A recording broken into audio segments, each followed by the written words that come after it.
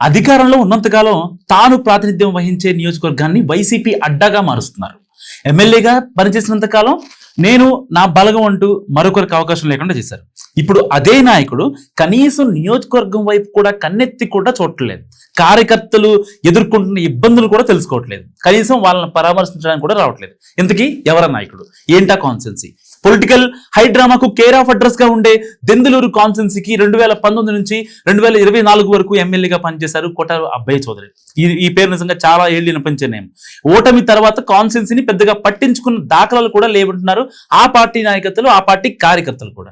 So YCP అధినేతకు సన్నిహితంగా ఉండే అబ్బయ్య చౌదరి 2019 ఎన్నికల్లో అప్పటికే టీడీపీ తరపున 2 సార్లు గెలిచిన చింతమనేని ప్రభాకర్ పై విజయం సాధించడంతో అందరి దృష్టిని ఆకర్షించారు ఆయన.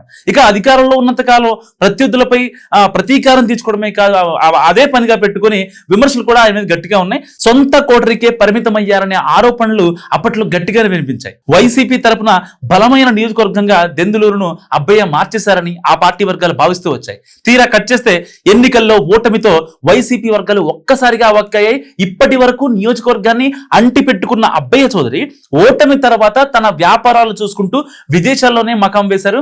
అబ్బయ్య చౌదరి ఎమ్మెల్యేగా ఉన్నంత కాలం ఆయన అండ చూసుకుని ప్రత్యర్థుల విషయంలో రెచ్చిపోయిన వైసీపీ నాయకులకు ఇప్పుడు టీడీపీ వైపు నుంచి రిటర్న్ గిఫ్ట్లు అందుతూనే ఉన్నాయట. అబ్బయ్య చౌదరి ఎమ్మెల్యేగా ఉన్నంత కాలం ఆయన అండ చూసుకుని ప్రత్యర్థుల విషయంలో రెచ్చిపోయిన వైసీపీ నాయకులకు ఇప్పుడు టీడీపీ వైపు నుంచి రిటర్న్ గిఫ్ట్స్ అందుతున్నాయి. సో ఒకసారిగా వాళ్ళు అవకారు. అయితే నియోజకవర్గ ఇన్ఛార్జిగా ఉన్న మాజీ ఎమ్మెల్యే అబ్బయ్య చౌదరి అందుబాటులో లేకపోవడంతో దెందులూరు వైసీపీ కార్యకర్తలు, నాయకులు తమ గోడు ఎవరికి చెప్పుకోవాలో అర్థం కాక అయోమయానికి గురవుతున్నారని సమాచారం.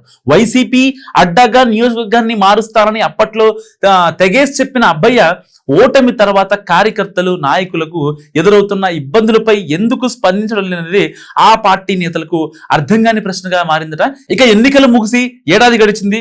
నియోజకవర్గంలో వైసీపీ నేతలపై లెక్కకు మించిన కేసులు నమోదవుతున్న సదరు మాజీ ఎమ్మెల్యే నేతల్ని పట్టించుకోకపోవడానికి కారణాలు ఏంటా అని పదే పదే చర్చించుకుంటున్నారని సమాచారం.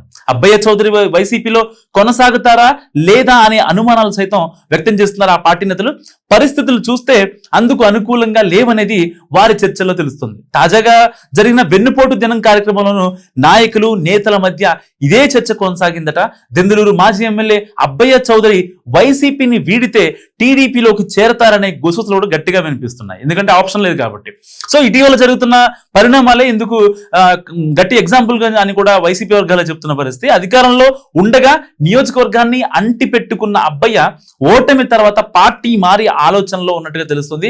వైసీపీ నుంచి టీడీపీలో చేరిన మాజీ మంత్రి ఆళ్ల నాని సహకారం కొంత, సామాజిక వర్గ పెద్దల సాయం మరికొంత తీసుకుంటున్నారనే టాక్ కూడా గట్టిగా వినిపిస్తుంది ఏపీ పొలిటికల్ సర్కిల్లో. అబ్బయ్య పార్టీని వీడితే దెందులూరు నియోజకవర్గ ఇన్ఛార్జి పగ్గాలను పెదపాడు మండలంలో కమ్మ సామాజిక వర్గానికి చెందిన ఆర్థికంగా బలంగా ఉన్న మరో నేతకు అప్పగించే అవకాశాలు లేకపోలేదని కూడా సమాచారం.